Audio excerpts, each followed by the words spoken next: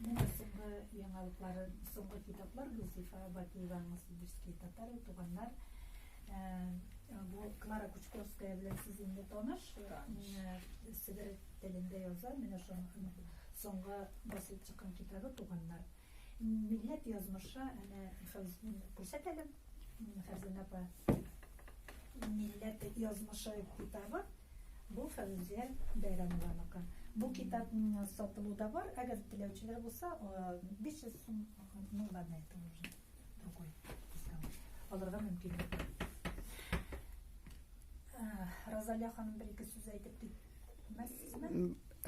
Бер-ике сүз әйтеп китәргә мөмкин. Бүген менә сентябрь айы башлану белән безнең Ак Калфак оешмасы үзенең укуларын яңадан башлап җибәрде татар теле буенча.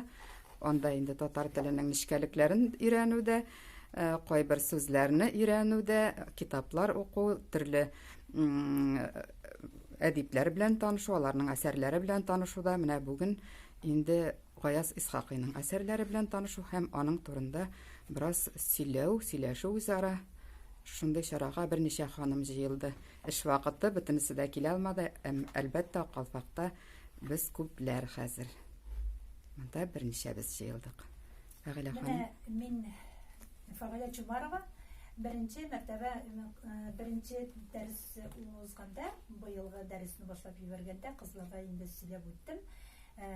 Кайчан Гаяз Исхакый белән танышу мөмкинлеге туганын.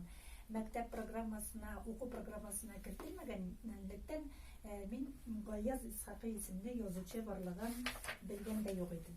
2002 елда татар конгрессына, бөтен дөнья татар конгрессына баргач, миңа менә бу китапларны берничә томын, 15 томлыгы бар Гаяз Исхакыйныкы менә шундый форматта.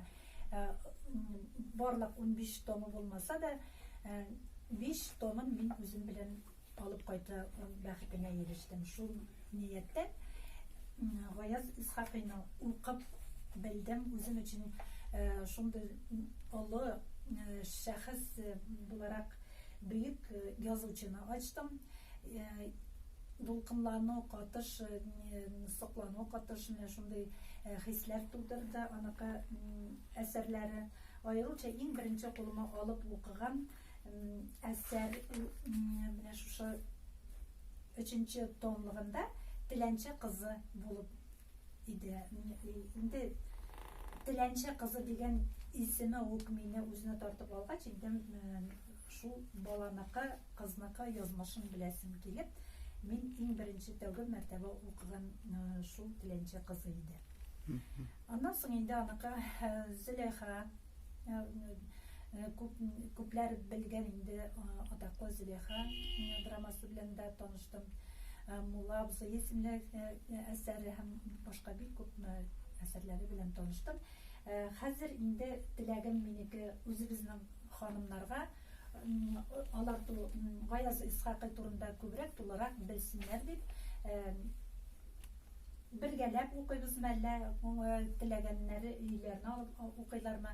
Һәр дәврдә Гаяз Исхакыйны, аның иҗатын күрсәтү, таныту һәм белдерү теләге белән бүгенге җыелышыбыз шуңа багышланды.